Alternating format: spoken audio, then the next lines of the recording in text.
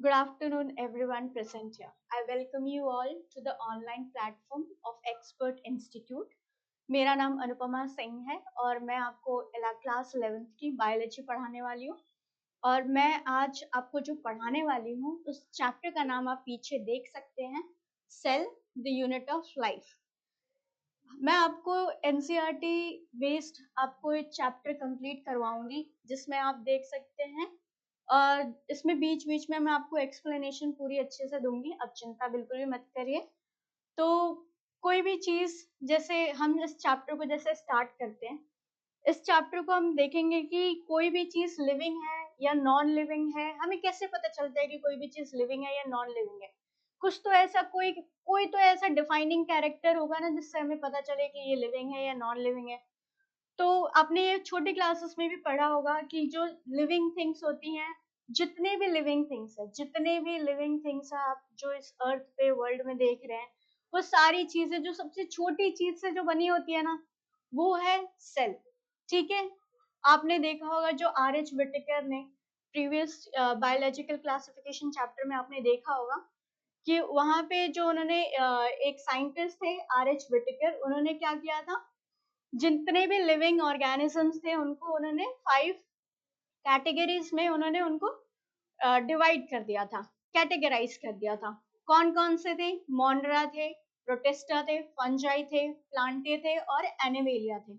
ये इन्होंने, मतलब कहा जाता है कि जितने भी लिविंग ऑर्गेनिजम्स यहाँ पे प्रेजेंट है अर्थ पे, वो किसी ना किसी कैटेगरी में इसमें आते ही होंगे ऑब्वियसली। और इसमें ये जितने भी पांचों कैटेगरीज हैं, चाहे मोनरा हो, प्रोटिस्टा हो, फंजाई हो, या फिर प्लांटे हो, या फिर एनिमेलिया हो, इसमें जो एक कॉमन फैक्टर है जो सब में पाया ही जाएगा, वो है सेल, जो हमें बताता है कि हम लिविंग ऑर्गेनिजम्स हैं। तो अभी let's start with the chapter. When you look around, you see both living and non-living things. You must have wondered and asked yourself, what is it? What makes an organism living? Or what is that an inanimate thing that does not, which a living thing has? The answer to this is the presence of the basic unit of life that is called the cell in all living organisms. All organisms are composed of cells. Some Some are composed of a single cell and are called unicellular organisms, while others like us are composed of many cells and are called multicellular organisms. Unicellular organisms में कौन कौन से आएंगे? अभी हम जैसे देख सकते हैं दो तरीके के, अभी फिलहाल अगर हम सेल देखेंगे तो सेल दो टाइप्स के होते हैं, यूनिसेलुलर होंगे या फिर मल्टीसेलुलर होगा। यूनिसेलुलर का मतलब ये होता है कि एक ऑर्गेनिज्म जो पूरा एक सेल से ही बना हुआ है, और मल्टीसेलुलर मतलब बहुत सारे सेल से जो अलग अलग डिफरेंट फंक्शंस एक बॉडी में परफॉर्म कर रहे हैं। यूनिसेलुलर के अगर हम एग्जांपल्स देखेंगे तो इसमें क्या क्या आ जाएगा? अभी मैंने बताया था मोनेरा में आ जाएंगे। मोनेरा में क्या होता है? बैक्टीरिया हो जाएगा, है ना। मोनेरा हो जाएगा, अमीबा होगा, कुछ प्रोटिस्ट भी होते हैं जो यूनिसेलुलर होते हैं, सिंगल सेल्ड यूनिसेलुलर ऑर्गेनिजम्स होते हैं, जैसे अमीबा। अमीबा हो गया, पैरामीशियम हो गया।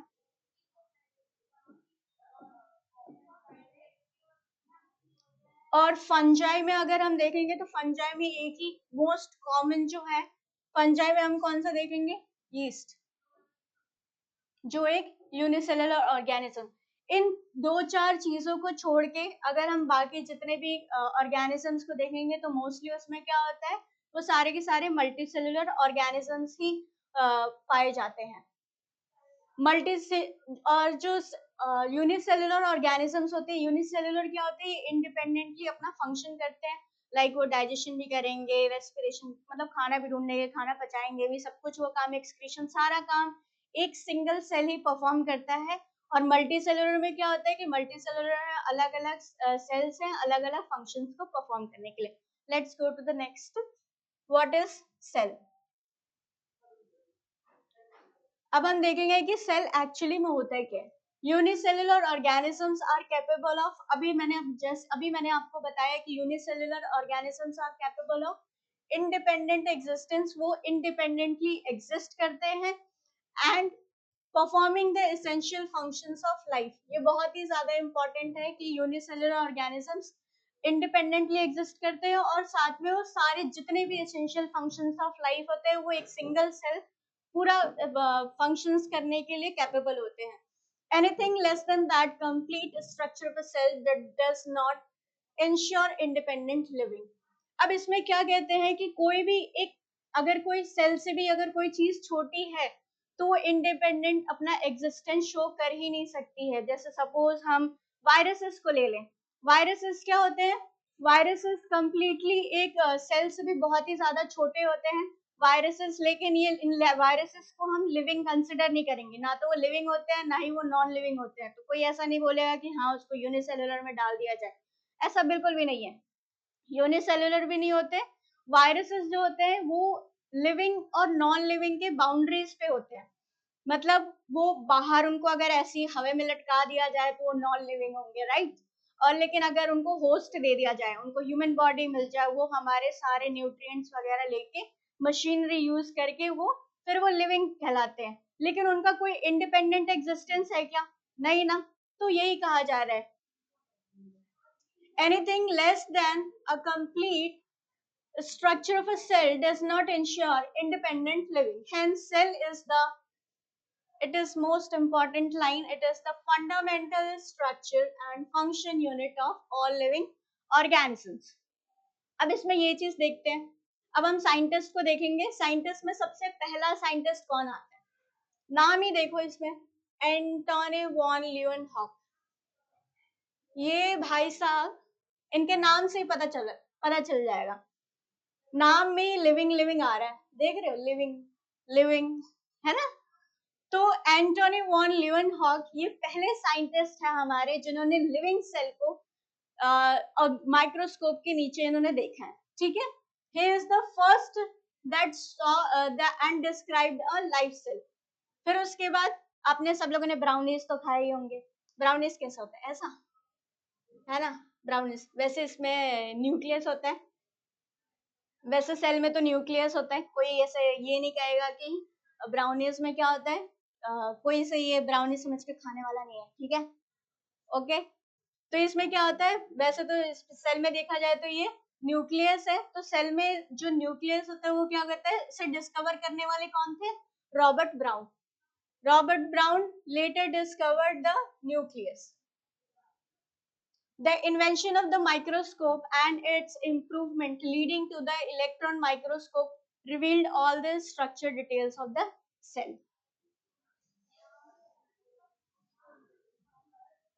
Now we will move to the cell theory. Okay? Cell theory में हमारी दो ही साइंटिस्ट हैं जो बहुत ही ज्यादा फेमस है। One is, आप देख सकते हैं, इस ईयर को सब लोग याद करेंगे क्योंकि ये बहुत ही ज्यादा नीट पॉइंट ऑफ व्यू से ये बहुत ही ज्यादा ईयर इंपॉर्टेंट होते हैं। पहला जो साइंटिस्ट है, अच्छा इसको याद कैसे करेंगे? Matheus Schleiden. इतने खतरनाक नाम रखते हैं लोग, मैथियस स्क्लीडन। अच्छा ये इसको इसको कौन ऐसे बताएगा कि ये जूलॉजी है कि बॉटनिस्ट है? नाम से ही देखो, नाम से ही पता चल जाएगा कि ये क्या है। मेथी खाए हैं? मेथी के पराठे मेथी के पराठे बॉटनी में ही आते हैं ना, तो ऐसे याद कर लो इनको, ठीक है। मेथी के पराठे सब लोगों ने खाए हुए हैं। सब लोग कैसे याद करेंगे मैथियस स्क्लीडन को? वो एक जर्मन बॉटनिस्ट है। इन्होंने क्या देखा, क्या एग्जामिन किया? he examined a large number of plants and observed that all plants are composed of different kinds of cells which form the tissues of the plant. इन्होंने यही ऑब्जर्व किया कि जितने भी प्लांट के सेल्स हैं, जितने भी प्लांट ऑर्गेनिजम्स हैं, सारे के सारे सेल से ही बने हुए हैं। At about the same time दूसरे साइंटिस्ट आते हैं साइमल्टेनियसली जो काम कर रहे होते हैं। वो कौन होते हैं? Theodore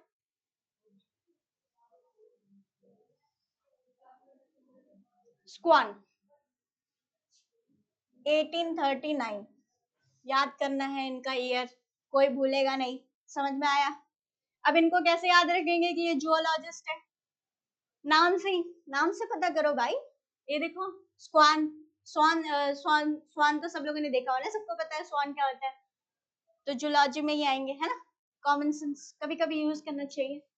Studied different types of animal cells and reported that the cells had a thin outer layer which is today known as the plasma membrane. Actually जो स्क्वान भाई साहब थे, इनको क्या था, ये जूलॉजिस्ट तो थे, ये क्या करते थे कि जितने भी जूलॉजिस्ट में जितने भी एनिमल्स ये स्टडी करते थे उनका नर्वस सेल्स, नर्वस टिश्यू के ऊपर ये स्टडी करते थे. तो इन्होंने सब चीजों में यही चीज पाया कि इनका जो इन्होंने सेल पाया, और इसका जो सेल है वो किससे एक एक कवरिंग होती है, हर सेल की एक कवरिंग बनी हुई है, जिसको आज हम क्या कहते हैं, आज हम उसको प्लाज्मा मेम्ब्रेन कहते हैं. He also concluded that based on his studies plant tissues that the presence of cell wall is a unique character of the plant cell. और इन्होंने ये दूसरी चीज भी क्या कही कि ये जो एनिमल्स में तो ये क्या है, सेल मेम्ब्रेन है, लेकिन जो प्लांट सेल है, प्लांट सेल में भी ये एनिमल सेल है,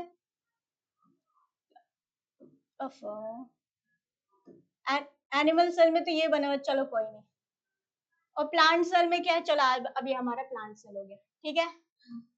प्लांट सेल में क्या है, प्लांट सेल में सेल वॉल है. इन्होंने क्या एक्चुअली क्या था, on the basis of this Schwann proposed the hypothesis that the bodies of animals and plants are composed of cells and products of cells. Actually बहुत ही ज्यादा होशियार थे जो स्क्वान साहब थे. इन्होंने क्या किया था, जब उनकी बात हुई थी मैथियाज से, तो मैथियाज से बात करते टाइम इनको पता चला था, जब इन्होंने डिस्कशन किया था कि देखो एनिमल्स में तो सब में सेल्स पाए जा रहे हैं, तो फिर उन्होंने मैथियाज जी भी ने बताया था कि अरे प्लांट्स में भी सारे सेल्स पाए जा रहे हैं. तो उन्होंने उनका आइडियाज चुरा लिया और उन्होंने एक हाइपोथेसिस भी बना दिया कि प्लांट्स में और एनिमल्स में सेल्स होते हैं, ठीक है, वो सेल से बने. और उन्होंने एक और चीज ऐड किया कि प्लांट में सेल वॉल, प्लांट के सेल में सेल वॉल भी होता है. और उन्होंने मैथियास को क्रेडिट दिया नहीं, देखा ना, कुछ कुछ चालाक बच्चे, अपना उन्होंने उनको मैथियास को क्रेडिट नहीं दिया और उन्होंने अपने पेपर में लिख दिया कि क्या कहते हैं, जो कहाँ गया, cells and on the basis of, कहाँ, based on his studies that the presence of cell wall is a unique character of the plant cells. और इन्होंने फिर उसके बाद ये हाइपोथेसिस बनाई, propose the hypothesis that the bodies of animals and plants are composed of cells and product of cells. इन्होंने इतना सब कुछ तो बता दिया, इन्होंने अपना पेपर में भले ही लिख दिया, लेकिन साइंस क्या है, साइंस तो सबको इक्वली ट्रीट करता है ना, चाहे तुम बच तो सकते नहीं हो. साइंस वालों को, जो पेपर वाले बाकियों को पता चल गया होगा कि मैथियास का है ये, तो उन्होंने मैथियास का भी कंट्रीब्यूशन है, तो उन्होंने क्या किया, उन्होंने मैथियास को भी उन्होंने कंट्रीब्यूशन दिया, और उन्होंने फिर इन दोनों का नाम एक साथ में लेके श्लीडियन और स्क्वान का टुगेदर इन्होंने दोनों को कंट्रीब्यूशन दिया. किस चीज के लिए, for that they have formulated the cell theory. This theory, however, did not explain as to how new cells were performed. इन्होंने ये तो बता दिया इन दोनों का. अच्छा, जो थ्योरी था, सेल थ्योरी में क्या चीज है, सेल थ्योरी में हमने ये चीज सीखा कि जो प्लांट के जो सेल्स हैं वो किससे बन रहे हैं, जो प्लांट्स है, एनिमल्स है, सबके सब किससे बने हुए हैं, कुछ ना कुछ सेल से बने ही हुए हैं. लेकिन इसमें हमें ये नहीं पता चला था अभी तक, इन्होंने कोई रिसर्च वगैरह नहीं हुई थी, कोई साइंटिस्ट ने कोई स्टडी नहीं निकाली थी कि ये जो सेल्स है, चलो ठीक है सेल से तो बना हुआ है, लेकिन किसी को ये पता नहीं चला कि ये सेल्स आ कहाँ से रहे हैं, कोई ना कोई तो सेल्स हो गए ना. तो ये चीज अभी तक डिस्कवर नहीं हुई थी. फिर उसके बाद हमारे एक और भाई साहब आते हैं, चालू आदमी. कौन है ये, रुडोल्फ वर्चो. ये याद करना, ये पता होना चाहिए. रुडोल्फ वर्चो जी आते हैं और ये क्या कहते हैं, firstly explain that cells divided and new cells are formed from pre-existing cells. जिन्होंने क्या, इसको क्या कहा, ominous cellula e cellula. Rudolf Virchow ji आते हैं, ये कहते हैं कि जो भी सेल है वो अचानक से हवा में नहीं आया है, वो अपने पुराने सेल से ही आता है, ठीक है. जैसे आप लोगों ने बाइनरी फिजन पढ़ा होगा कि एक सेल से कैसा होता है बेटा, बाइनरी फिजन, एक सेल से जब ये डिवाइड होता है तो दो नए सेल्स आते हैं, जिसको हम क्या कहते हैं, ऑफस्प्रिंग हो गए ये हमारे, और ये हमारे क्या हो गया, पेरेंट सेल। ठीक है, ये हमारा पेरेंट सेल हो गया, और ये क्या है, ये हमारे ऑफस्प्रिंग हो गए। ठीक है, तो इसमें क्या है, इन्होंने यही चीज बताया। देखो ये उस टाइम पे क्या था, उनको ये चीज नहीं पता। अभी तो हम लोग, हमको सब कुछ पता है, हमको बाइनरी फिजन पता है ना। उस टाइम के लोग इतने स्मार्ट नहीं थे ना तब तक, अपन को पता है। ठीक है, तो उस टाइम पे तब रुडोल्फ वर्चर जी ने क्या कहा था, रुडोल्फ वर्चर जी ने बताया कि जो नया सेल आ रहा है वो कहाँ से आ रहा है, पुराने वाले प्री एग्जिस्टिंग सेल से ही एक नया सेल बन रहा है। ठीक है, ही मॉडिफाइड, मॉडिफिकेशंस किसने की थी सेल थ्योरी की, कोई नहीं बोलेगा, रुडोल्फ वर्चर जी ने। ठीक है, 1855 he modified the hypothesis of Schleiden and Schwann to give the cell theory a final shape. Cell theory as understood today is, तो सेल थ्योरी को अगर हम एज अ होल अगर हम पढ़ेंगे कि सेल थ्योरी एक्चुअली होता क्या है, ठीक है, तो दो ही स्टेटमेंट निकल के आती है। अगर आपसे कोई पूछे सेल थ्योरी क्या होती है बताओ, तो बताने का, क्यों, क्योंकि मैडम ने पढ़ा है। ठीक है, तो फिर देखो cell theory as understood today is, पहला चीज क्या है कि ऑल लिविंग ऑर्गेनिजम्स, चाहे वो प्लांट्स हो, एनिमल्स हो, ये किससे बने होते हैं, composed of cells and products of cells. ठीक है, और दूसरी पॉइंट क्या है कि all cells arise from pre existing cells. जो दूसरा जो नया सेल्स आ रहे हैं वो कहां से आ रहे हैं, प्री एग्जिस्टिंग सेल से आ रहे हैं। ठीक है, इतना सेल थ्योरी समझ में आया, किसी को दिक्कत नहीं होगी ना, गुड, ऐसे समझते चलना है। फिर उसके बाद हम नॉर्मल एक ओवरव्यू देखते हैं सेल का। Let's have a quick overview of cell. You have earlier observed cells in an onion peel or a human cheek cells under the microscope.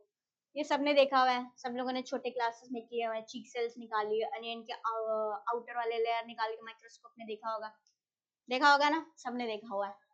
अब उसके स्ट्रक्चर्स पे देखेंगे। Let us recollect their structure. The onion peel, which is a typical plant cell, has a distinct cell wall as its outer boundary, and just within it is the cell membrane. जो onion है,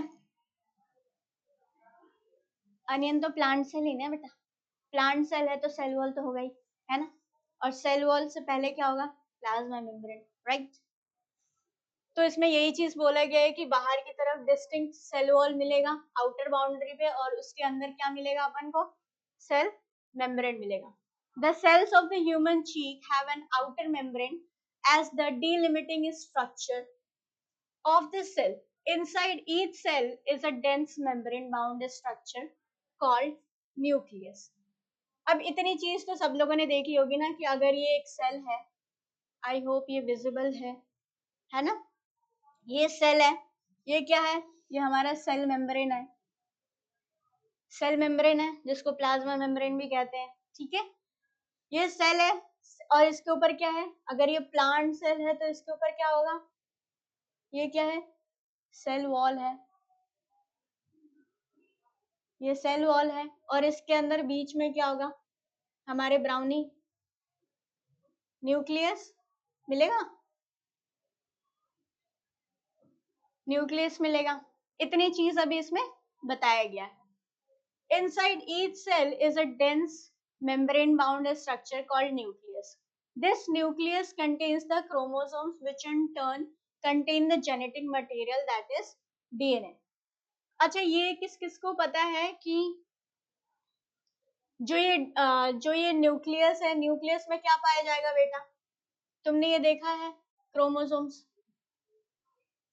chromosomes कुछ नहीं होता, इसमें DNA लपेटे होते हैं, जो बहुत सारे डीएनए लपेटे होते हैं, तो इसमें क्या होता है, ये क्रोमोसोम्स ऐसी, इसमें सारे के सारे डीएनए लपेटे हुए, और ये ऐसा स्ट्रक्चर बन जाता है। और डीएनए में क्या होता है, डीएनए को हम अपना जेनेटिक मटेरियल मानते हैं ना, क्रोमोसोम्स उसी में पाए जाते हैं, क्रोमोसोम्स में हमारा डीएनए पाया जाता है। ये हमारा जेनेटिक न्यूक्लियस हमारा क्या कंटेन करता है, जेनेटिक मटेरियल कंटेन करता है। ठीक है, सेल्स दैट हैव, एक second, I hope it is visible. Cells that have membrane bound nuclei are called eukaryotic cell. अभी हम आगे चल के थोड़ा डिटेल में करेंगे, अभी फिलहाल के लिए यही देख लो कि सेल्स, जिन ऐसे सेल्स आगे हम देखेंगे कि दो टाइप्स के, अगर हम न्यूक्लियस वाइज या फिर क्या कहते हैं सेल वाइज अगर हम देखेंगे तो दो टाइप्स के हम सेल्स पढ़ने वाले हैं। यूकैरियोटिक सेल पढ़ेंगे और हम प्रोकैरियोटिक सेल्स देखेंगे। यूकैरियोटिक सेल्स में क्या होता है कि इसमें मेम्ब्रेन बाउंड न्यूक्लियाई होते, यूकैरियोटिक सेल्स में होते हैं मेम्ब्रेन बाउंड न्यूक्लियाई होता है, उसको क्या कहते हैं, यूकैरियोटिक सेल कहते हैं। Cells that lack a membrane bound nucleus are prokaryotic sales.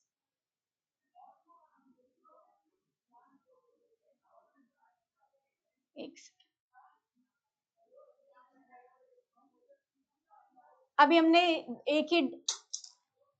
एक डिफरेंस देखा, हमने एक डिफरेंस क्या देखा यूकैरियोट्स और प्रोकैरियोट्स में। फिलहाल के लिए हम यहाँ पे अगर देखेंगे तो हमने इसमें क्या देखा कि एक ही डिफरेंस अभी अब तक हमने देखा है प्रोकैरियोट्स और यूकैरियोट्स में, कि यूकैरियोट्स में मेम्ब्रेन बाउंड न्यूक्लियाई होता है और प्रोकैरियोट्स में मेम्ब्रेन बाउंड न्यूक्लियाई नहीं होता है। ठीक है, in both prokaryotic and eukaryotic cells, a semi-fluid matrix called cytoplasm occupies the volume of the cell. ये भी सबको पता है कि ये जो सेल में अंदर जो सेमी मैट्रिक्स भरा हुआ है यहाँ पे, ठीक है, सेल के अंदर, इसको क्या कहते हैं, इसको साइटोप्लाज्म कहेंगे। ठीक है, इस प्लाज्म को क्या कहेंगे, साइटोप्लाज्म कहेंगे।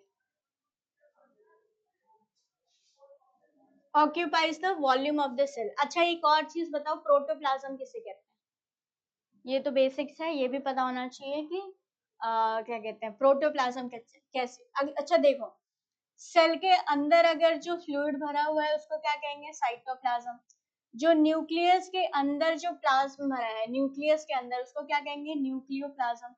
ठीक है, कहाँ लिखूं, गंदा हो गया।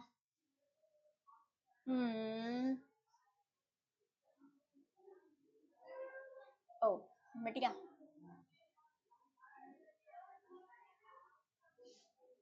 चलो देख देख, चलो समझाते हैं। ये हमारा सेल है, सेल के अंदर जो मैट्रिक्स भरा है ये क्या है, साइटोप्लाज्म है, ये सबको पता है, ये साइटोप्लाज्म है। ये क्या है हमारा, ये न्यूक्लियस है, ये हमारा क्या है, न्यूक्लियस। न्यूक्लियस के अंदर जो फ्लूइड भरा हुआ है उसको क्या कहेंगे हम, कहाँ लिखे हैं, यहीं पे लिख देते हैं, थोड़ा गंदा हो रहा है, न्यूक्लियोप्लाज्म। ठीक है, अब प्रोटोप्लाज्म क्या होता है बेटा, cytoplasm plus nucleoplasm, cytoplasm plus nucleoplasm को क्या कहते हैं हम, प्रोटोप्लाज्म कहते हैं। ठीक है,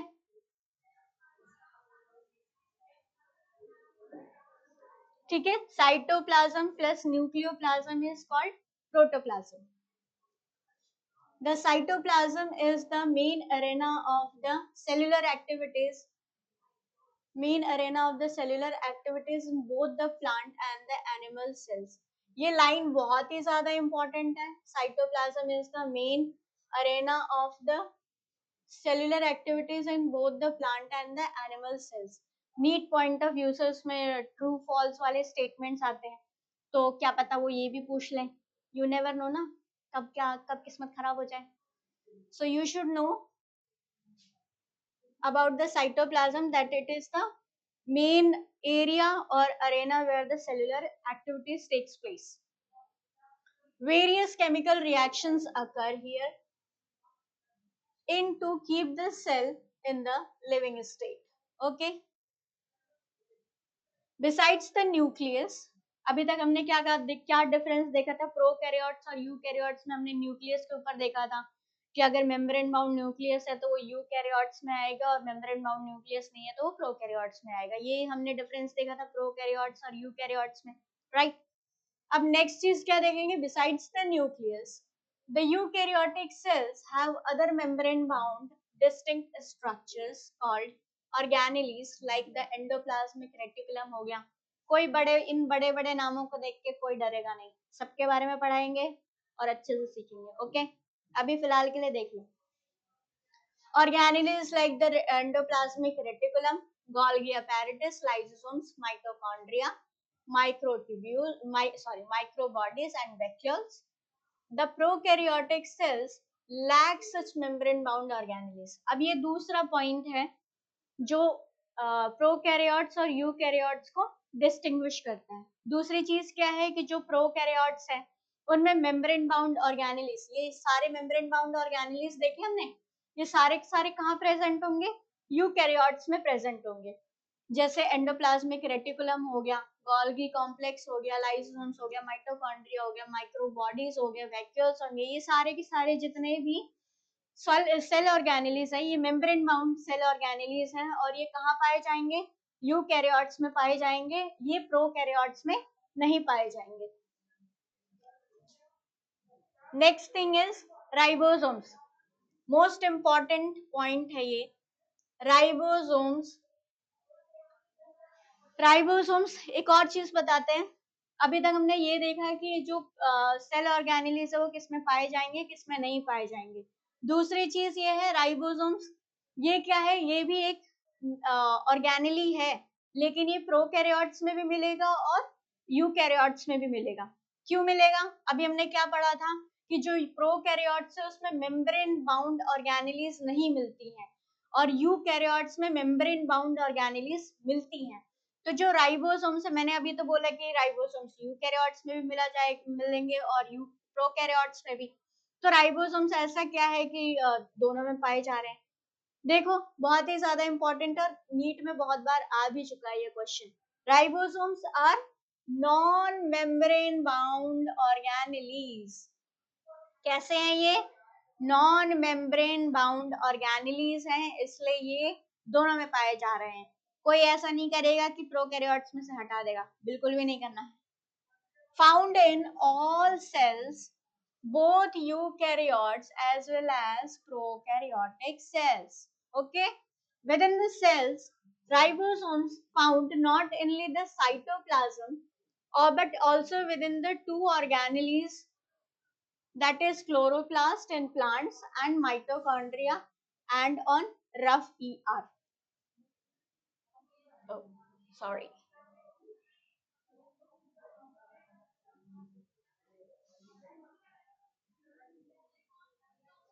ये भी बहुत इंपॉर्टेंट, अभी देखो यहाँ पे कितना ज्यादा इंपॉर्टेंट लाइन है ना, नीट के क्वेश्चन लायक है ना, यही से आएंगे क्वेश्चन यही दिखते हैं। ठीक है, ये बहुत ही ज्यादा इंपॉर्टेंट है, एक बार फिर से देखो और फिर से ध्यान से सुनो। ठीक है, within the cell ribosomes are found not only in the cytoplasm. Cytoplasm में हमने देखा हुआ है कि राइबोसोम्स क्या होते हैं, राइबोसोम्स ऐसे ऐसे होते हैं ना, एक क्या कहते हैं डब्बे जैसे, एक के ऊपर एक ऐसे होते हैं, ऐसे राइबोसोम्स होते हैं, 2 यूनिट्स के होते हैं। वो आगे हम डिस्कस करेंगे कि प्रोकैरियोट्स वाले में कितने यूनिट्स वाले पाए जाते हैं और यूकैरियोट्स में कितने यूनिट्स वाले राइबोसोम्स पाए जाते हैं। अब इसमें देखो कि जो राइबोसोम्स हैं वो साइटोप्लाज्म में तो पाया ही जाता है, ऑब्वियसली यहाँ पर तो साइटोप्लाज्म में राइबोसोम्स होंगे, लेकिन ये और कहाँ पाए जाते हैं, within the two cell organelles. कौन कौन से, एक तो क्लोरोप्लास्ट है, माइटोकॉन्ड्रिया है और एक रफ ईआर पे भी राइबोसोम्स पाए जाते हैं। आगे चलेंगे, आगे हम चैप्टर में और जैसे जैसे डिस्कस करते जाएंगे हमारे कॉन्सेप्ट्स और क्लियर होते जाएंगे, हमें पता चलेगा कि कैसे प्रेजेंट। ठीक है, animal cells contain another non membrane bound organelle called centriole which helps in the cell division. ये बहुत ही ज्यादा इंपॉर्टेंट है, सेंट्रोजोम है ये। सेंट्रोजोम के बारे में हम आगे पढ़ेंगे, आगे है ये चैप्टर में, तो टेंशन नहीं लेने का, सब पढ़ाया जाएगा। लेकिन अभी मैं इसको अभी छेड़ नहीं रही हूँ क्योंकि हम आगे डिस्कस करेंगे इसको डिटेल में। फिलहाल के लिए इतना समझ लो कि जो एनिमल सेल है, एनिमल सेल में ये भी कैसा है, नॉन मेम्ब्रेन बाउंड ऑर्गेनेली है। ठीक है, बहुत ज्यादा गंदा हो गया ना, रुको। ओ समथिंग,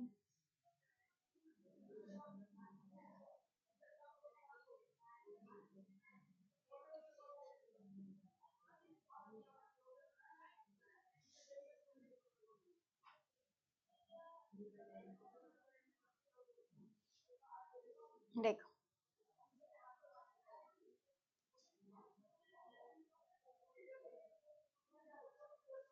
जो एनिमल सेल्स हैं इसमें क्या है, एनिमल ये कहाँ प्रेजेंट होता है, सेंट्रोसोम। ये देखो यहाँ पे तीन चीजें हैं, सेंट्रोसोम कहाँ प्रेजेंट होते हैं, एनिमल सेल में प्रेजेंट होते हैं। क्या होते हैं, ये नॉन मेम्ब्रेन बाउंड ऑर्गेनेली है, और ये हेल्प किस में कर रहा है बेटा, सेल डिवीजन में। ठीक है, अभी यही छोटी छोटी चीजें, इसलिए एनसीईआरटी को बहुत ही ज्यादा थॉरली रीड करोगे तो तुम्हारे लिए नीट में भी चाहे कोई भी एग्जाम दो उसमें बहुत ही ज्यादा हेल्प करते हैं। ठीक है, तो ये यही छोटी छोटी इंफॉर्मेशन है जो हमें एक लाइन से दो लाइन से इतने सारे, सोचो अब एक लाइन से हमें तीन चीजें मिली। जो सेंट्रोसोम है वो एनिमल सेल्स में पाई जाती है, नॉन मेम्ब्रेन बाउंड ऑर्गेनेली है, और हेल्प किस में कर रहा है, सेल डिवीजन में हेल्प कर रहा है। Now let's discuss the other things. I hope it is visible now. Cells differ greatly in size. अब ऑब्वियसली आपने ये पहले नोटिस किया होगा कि जो सेल है ये एक मतलब होता है ना कि डिफाइनिंग शेप नहीं है, अलग अलग शेप्स पाए जाते हैं, अलग अलग शेप्स के सेल्स पाए जाते हैं। तो ये देखेंगे सेल्स जो है greatly differ in size, size में डिफर कर सकते हैं, शेप में कर सकते हैं, एक्टिविटीज में तो ऑफ कोर्स करते ही करते हैं। फॉर एग्जांपल माइकोप्लाज्मा, ये रहा mycoplasma, it is the smallest cell. कोई ये नहीं बोलेगा कि सेल से छोटा वायरस होगा, ठीक है, कोई नहीं बोलेगा। सबसे हमारे लिए क्या है, सबसे छोटा क्या है, माइकोप्लाज्मा। इसको क्या कहते हैं, और क्या कहते हैं बेटा, पीपीएलओ। सबका निकनेम होता है ना, तुम्हारा भी कोई ना कोई निकनेम तो होगा ना, इसका भी निकनेम है, ठीक है। माइकोप्लाज्मा बोल लो या पीपीएलओ बोल लो, प्लूरो निमोनिया लाइक ऑर्गेनिज्म। ठीक है, ये क्या है, ये सबसे ज्यादा स्मॉलेस्ट सेल है, और ये क्या है, बैक्टीरिया है, मोनेरा किंगडम में आते हैं। ठीक है, माइकोप्लाज्मा सबसे स्मॉलेस्ट सेल है जिसको हम क्या कहते हैं, पीपीएलओ कहते हैं। और ये होता कितने का है, ये देखो लेंथ में कितना होगा, ये 0.3 म्यूएम इन लेंथ, वाइल बैक्टीरिया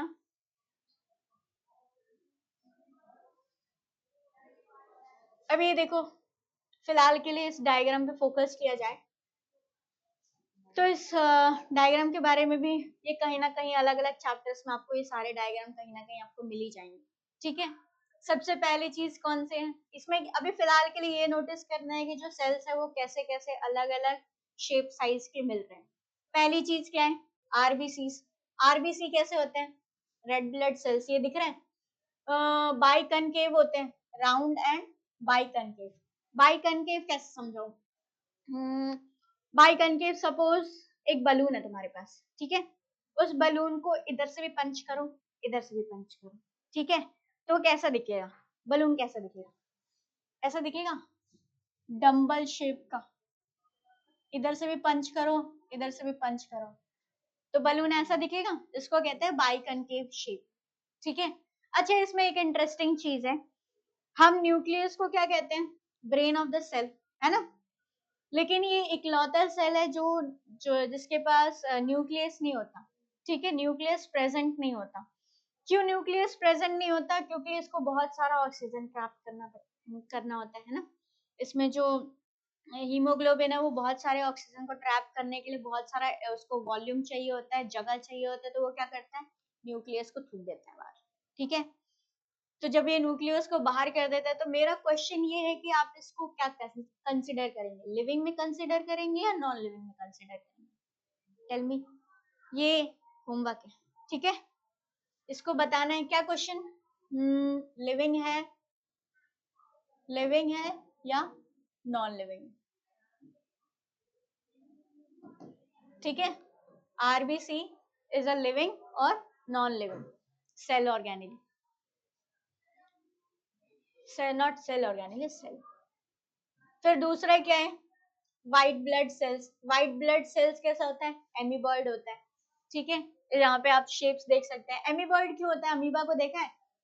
उसका कोई शेप नहीं होता, कहीं भी इधर उधर टक टक टक, तो उसको जहाँ खाना मिल जाए वहां पे चला जाए. ठीक है, तो वैसे ही जो हमारे WBCs होते हैं, उसको जहाँ भी डिजीज दिख जाए या फिर जो भी जर्म्स इंजरीज जर्म्स वगैरह दिख जाए, तो उसको क्या करना है? पकड़ना होता है. उसको दिखा, वो वहां पे जा जाके पकड़ेगा. तो इसलिए उसका कोई डिफाइनिंग शेप नहीं होता है. वो कैसा होता है? अमीबा की तरह होता है, जहां जो मिल जाए वहीं पे हाथ मार लेने का. इनसे सीखे कुछ जीवन में. तीसरा चीज क्या है? Columnar epithelial cells, long and narrow. ये भी हम टिश्यूज वाले चैप्टर्स में देखेंगे. Nerve cells, branched. Nerve cells सबने देखी हुई होगी. यहाँ पे क्या है? ये एक्सॉन वाला, सॉरी एक्सॉन वाला नहीं, डेंड्राइट्स वाला. फिर ये एक्सॉन जाएगा, ये सेल बॉडी, डेंड्राइट्स, एक्सॉन, ये सारे हो गए. देखो कितना लंबा सा होता है ये. ठीक है, ये सबसे आई थिंक लॉन्गेस्ट सेल होता है. नर्व सेल्स जो क्या होता है, सबसे लॉन्गेस्ट सेल हमारे यही होता है. और क्या देखेंगे? ट्रैकीड है, इलोंगेटेड. मेसोफिल सेल्स है, राउंड एंड ओवल. अच्छा, while bacteria could be, bacteria का जो नॉर्मल साइज होता है, ये देखो,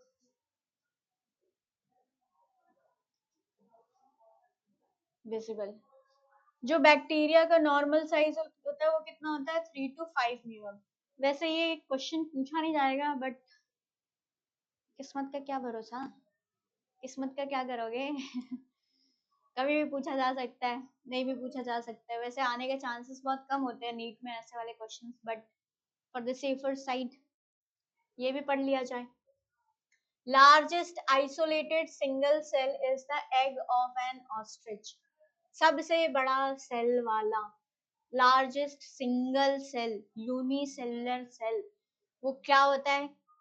एग्जाम्पल में क्या है? Egg of an ostrich. Among multicellular organism, human blood cells are about, RBC का साइज कितना होता है?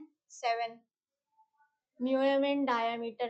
Nerve cells are the longest cells. Nerve cells क्या है? हमारे longest cells होते हैं.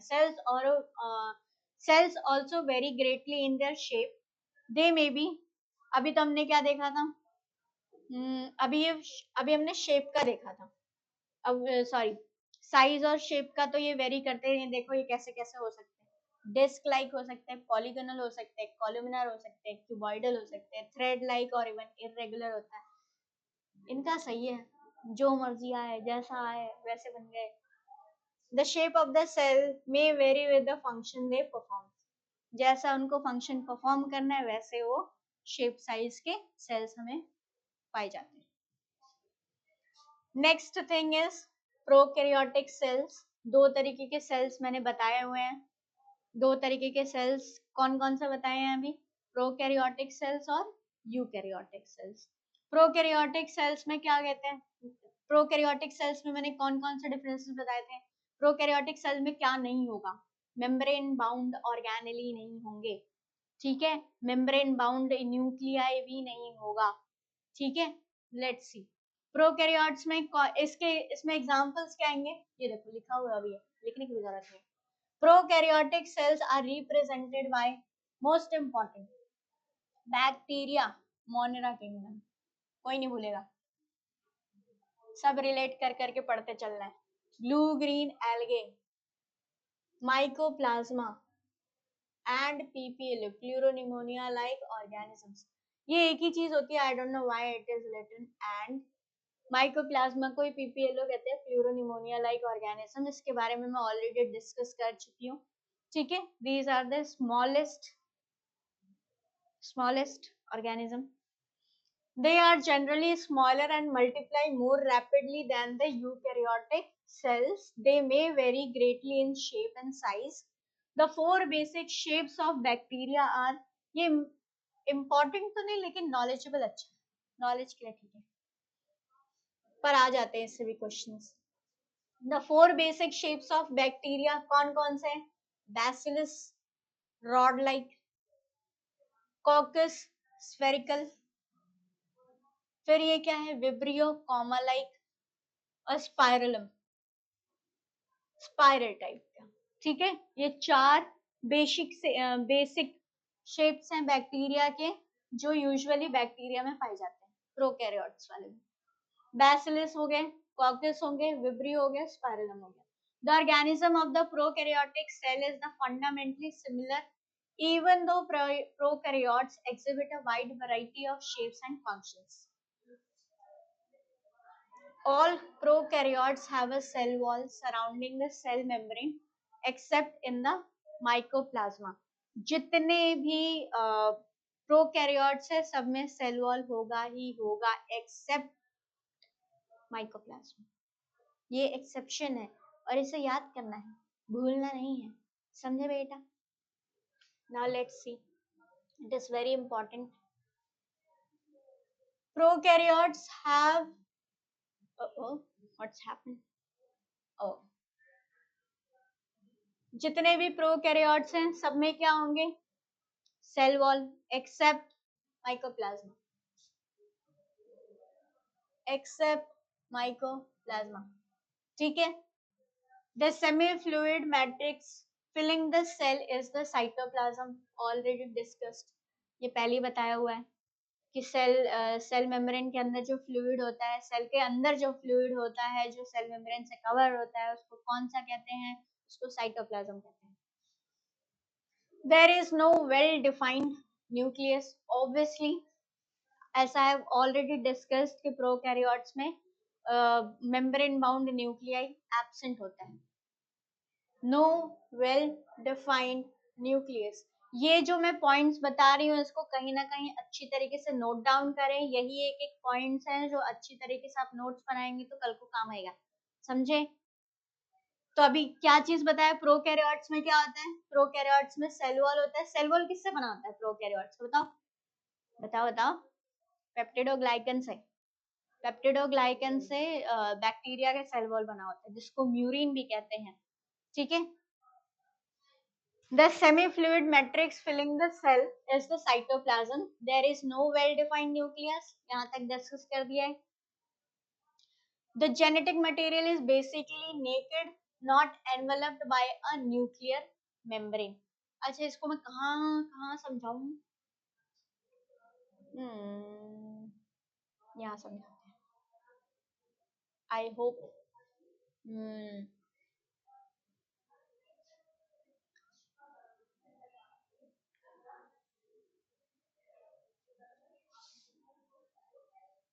ओ ये भी दिक्कत है, वेट।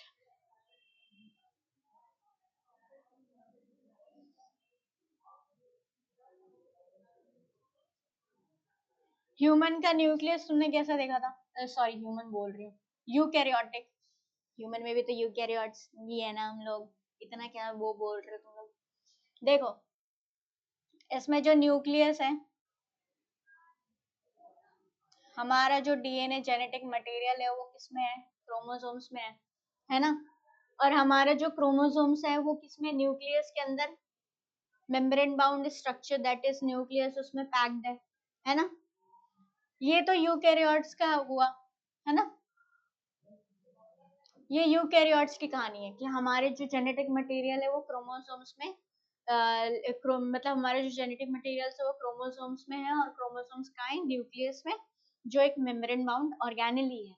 लेकिन ऐसा प्रोकैरियोट्स में बिल्कुल भी नहीं होता। प्रोकैरियोट्स में दिखाते हैं कैसा होता है।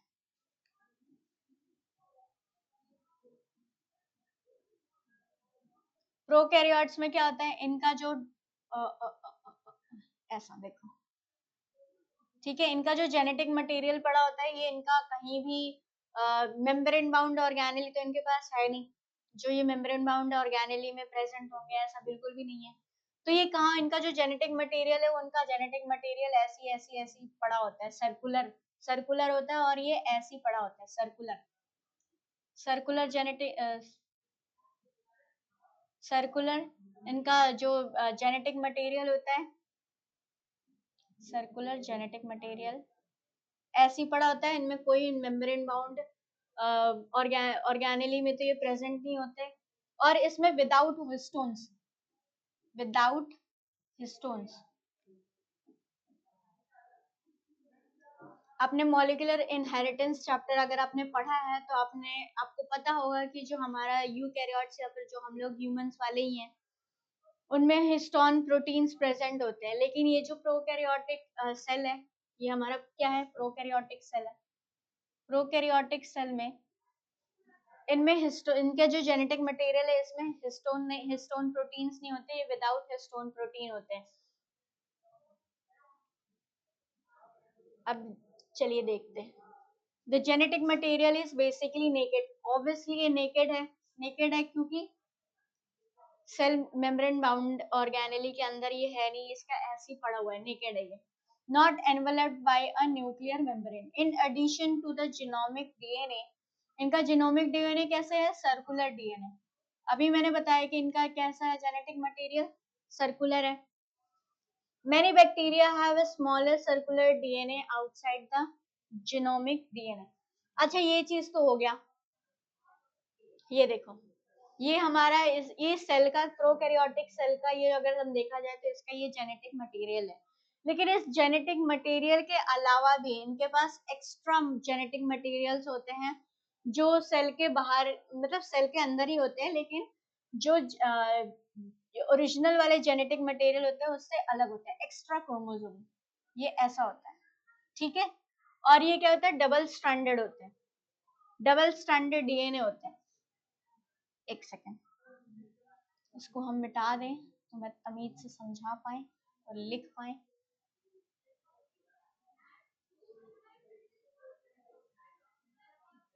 अब ये देखो, ये तो इसका ओरिजिनल जेनेटिक मटेरियल हो गया सेल का, लेकिन ये क्या होता है, अलग से भी जेनेटिक मटेरियल होता है, और इसको क्या कहते हैं हम, इसको एक्स्ट्रा क्रोमोसोमल मटेरियल, इसको क्या कहते हैं, प्लाज्मिड्स, प्लाज्मिड्स कहते हैं। और इसको, इसमें क्या है,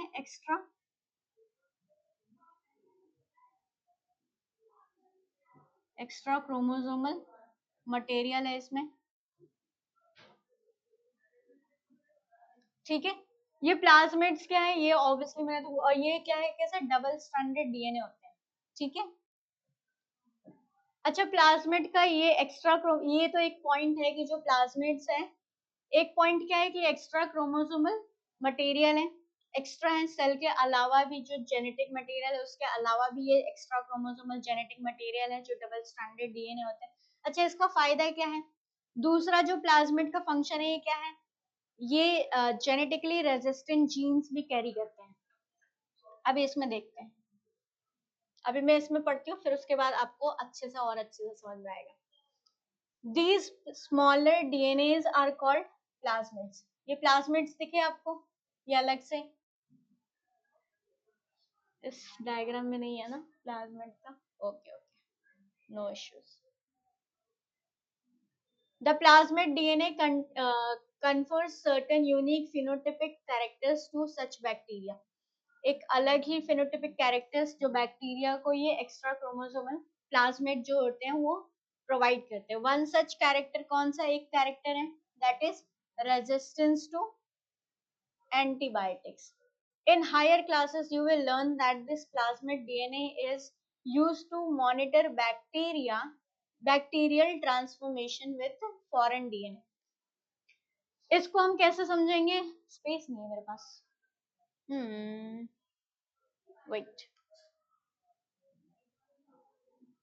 अभी समझाते हैं।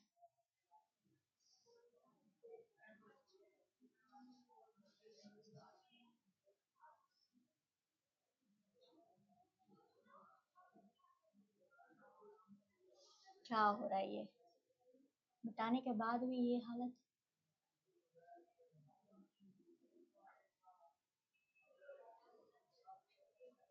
हाँ, मुझे क्या समझाना था, bacterial transformation with the foreign DNA.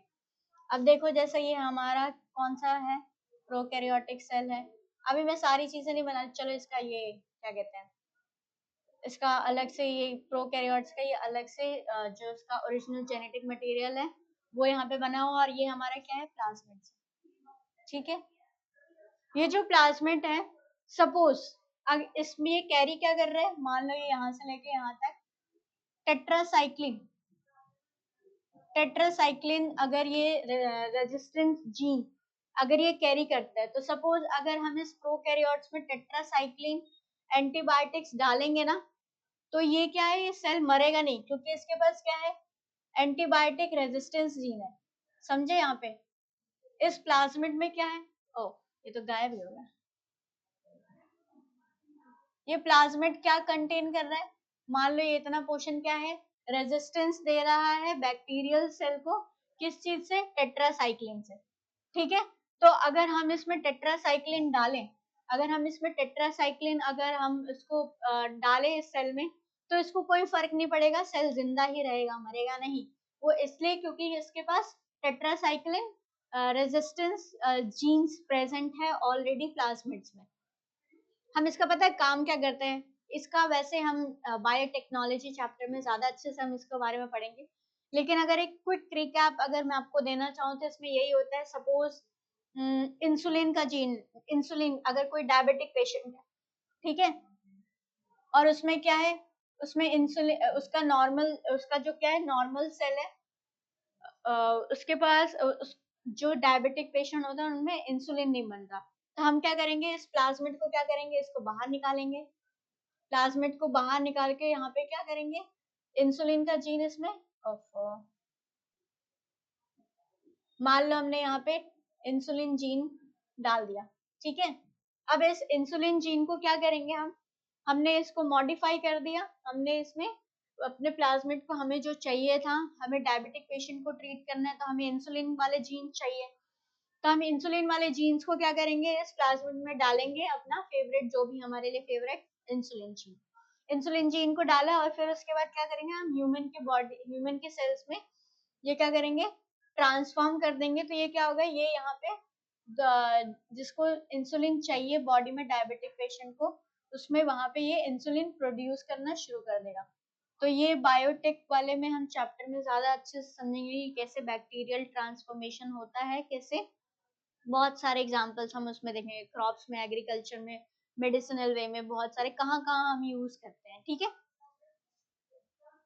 Next, nuclear membrane is found in eukaryotes, obviously nuclear membrane bound organelle कहाँ पाया जाएगा, यूकैरियोट्स में पाया जाता है, तो वहां पे जो न्यूक्लियर मेम्ब्रेन भी होगा वो कहाँ पे पाया जाएगा, यूकैरियोट्स में पाया जाएगा, समझे।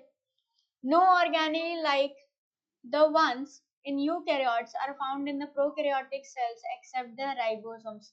ये ऑलरेडी मैं डिस्कस कर चुकी हूँ कि प्रोकैरियोट्स में कोई भी सेल ऑर्गेनेली नहीं पाई जाएगी, मेम्ब्रेन बाउंड सेल ऑर्गेनेली नहीं पाई जाएगी एक्सेप्ट राइबोसोम्स। क्यों राइबोसोम्स, क्योंकि राइबोसोम्स क्या होते हैं, नॉन मेम्ब्रेन सेल ऑर्गेनेली होता है, ठीक है, कोई नहीं भूलेगा। राइबोसोम से इकलौता है जो प्रोकैरियोट्स और यूकैरियोट्स में पाए जाते हैं, ठीक है। Prokaryotes have something unique in the form of inclusions. A specialized differentiate form of the cell membrane called mesosomes is the characteristic of prokaryotes. They are essentially enfoldings of the cell membrane.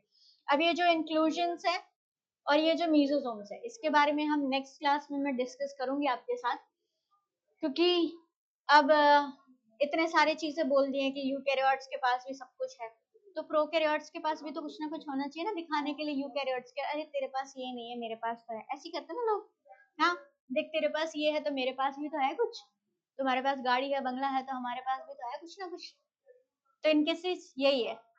तो इसमें prokaryotes में क्या है, mesosomes वाले ये सारी चीजें हम नेक्स्ट क्लास में डिस्कस करेंगे। फिर उसके बाद क्या है, cell envelope and its modification. वैसे इसमें दो चीजें हैं, सेल एनवेलप समझते हैं पहले, ठीक है। ये सबको पता है कि ये सेल मेम्ब्रेन है, ठीक है, और हम अभी बैक्टीरिया की बात कर रहे हैं तो सेल वॉल तो होगा ही, समझे। ये क्या है हमारा सेल मेम्ब्रेन, पहले मैं बना देती हूँ फिर उसके बाद लेबलिंग करूंगी वरना पूरा खराब हो जाता है। ये हमारा क्या है, ओ शिट, ये हमारा क्या है, सेल मेम्ब्रेन है, ठीक है। सेल मेम्ब्रेन है, सेल मेम्ब्रेन के ऊपर क्या होगा, बैक्टीरियल है तो सेल वॉल तो होगा ही। और बैक्टीरियल सेल वॉल का काम क्या होता है? प्रोटेक्शन। तुम बॉडीगार्ड लेके घूम सकते हो, तो सेल सेल को भी तो प्रोटेक्शन चाहिए ना। वो क्या करेगा? उसके पास भी है बॉडीगार्ड। वो बॉडीगार्ड ये है सेल वॉल। हर चीज से, एनवायरमेंटल कंडीशन से, जो भी जितने भी प्रॉब्लम्स हो, जितने भी प्रेशर प्रेशर लगे, एनवायरमेंटल स्ट्रेस हो, सब चीजों से बचाने के लिए कौन है इसके पास? बॉडीगार्ड, सेल वॉल है। लेकिन कुछ लोग, ये जो बैक्टीरियल सेल है, इसमें एक और चीज भी है, ठीक है। तीसरी चीज क्या है? एक और लेयर है, ठीक है। तो पहली लेयर का नाम क्या है? Cell membrane. आई होप ये बस लिखने में बन जाए। सेल मेम्ब्रेन है। दूसरी क्या है? सेल वॉल है। सेल वॉल किससे बना होता है? किससे बना है? पेप्टिडोग्लाइकन से बना होता है। पेप्टिडोग्लाइकन, जिसको हम क्या कहते हैं? म्यूरिन भी कह लेते हैं, ठीक है। चलिए ये वाला नहीं, फिलहाल के लिए तुम एक ही चीज याद कर लो। पेप्टिडोग्लाइकन, ग्लाइ हाँ, सब मिट जाओ, सब मिट जाओ। सेल वॉल किससे बनाता है? पेप्टिडोग्लाइकन।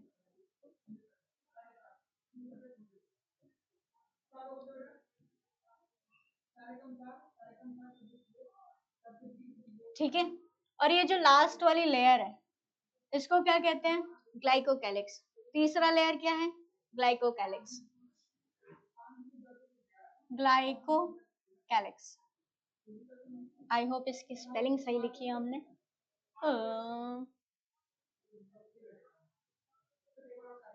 ये सही लिखा। तो इसमें हम क्या कह सकते हैं? सेल एनवेलप क्या होता है? बैक्टीरियल सेल्स में coverings. Coverings coverings total 3 covering होती है। सबसे अंदर वाली कौन सी होगी? Cell membrane. सेल की सबसे अंदर कवरिंग वाली कौन सी होती है? जो सबसे जो पास, सेल के पास जो कवरिंग होती है, सबको पता है सेल मेम्ब्रेन है। सेल मेम्ब्रेन के ऊपर सेल वॉल लगा हुआ है। सेल वॉल के ऊपर भी क्या है? ग्लाइकोकैलिक्स है। अच्छा, ये एक और चीज है इसमें बताने लायक। जो ग्लाइकोकैलिक्स है, ये भी 2 तरीके का होता है। अगर ग्लाइकोकैलिक्स बहुत ज्यादा हार्ड है, और सॉफ्ट भी हो सकता है, ठीक है। अगर ये बहुत ज्यादा हार्ड है तो इसको क्या कहेंगे? इसको कैप्सूल कहेंगे। और अगर ये बहुत ही ज्यादा सॉफ्ट है तो इसको हम स्लाइम लेयर कहेंगे। नाम से ही पता चल रहा है, कैप्सूल बहुत हार्ड होता है कि नहीं होता? नहीं होता तो आज से हो रहा है, ठीक है। तो जो ग्लाइकोकैलिक्स का जो अगर हार्ड वाला कवर देखेंगे, हार्ड वाले कवर, अगर ग्लाइकोकैलिक्स हार्ड बना हुआ है तो उसको हम कैप्सूल बोलेंगे, और अगर वो सॉफ्ट बना हुआ है तो हम उसको स्लाइम लेयर कहेंगे। ये ग्लाइकोकैलिक्स के 2 डिस्टिंक्शंस होते हैं कि सॉफ्ट, एक तो हार्ड हो सकता है, ये हार्ड हो सकता है, ये सॉफ्ट हो सकता है, ठीक है। तो लेट्स रीड। अभी तक मैंने जो भी पढ़ाया उसको हम रीड करते हैं, ठीक है। इसको बड़ा कर देते ताकि आपको दिखे अच्छे से। सेल एनवेलप समझ में आ गया कि सेल एनवेलप क्या होता है, ठीक है। कवरिंग, सेल की कवरिंग को ही सेल एनवेलप कहते हैं, कोई रॉकेट साइंस नहीं है इसमें। Most prokaryotic cells, particularly the bacterial cells, have a chemically complex cell envelope. The cell envelope consists of a tightly bound 3-layered structure. Tightly bound 3-layered structure. किसका? Prokaryotes की बात कर रहे हैं ना। द आउटर मोस्ट, सबसे बाहर कौन सा है? ग्लाइकोकैलिक्स है। सबसे बाहर क्या है? ग्लाइकोकैलिक्स है। Outer most glycocalyx followed by the cell wall. फिर दूसरे नंबर पे क्या है? सेल वॉल है। और सबसे लास्ट में क्या है? Inner most cell, that is plasma membrane. Although each layer of the envelope performs distinct function. सभी अलग अलग लेयर्स के अलग अलग फंक्शंस हैं, वो भी देखेंगे हम। They act together as a single protective unit.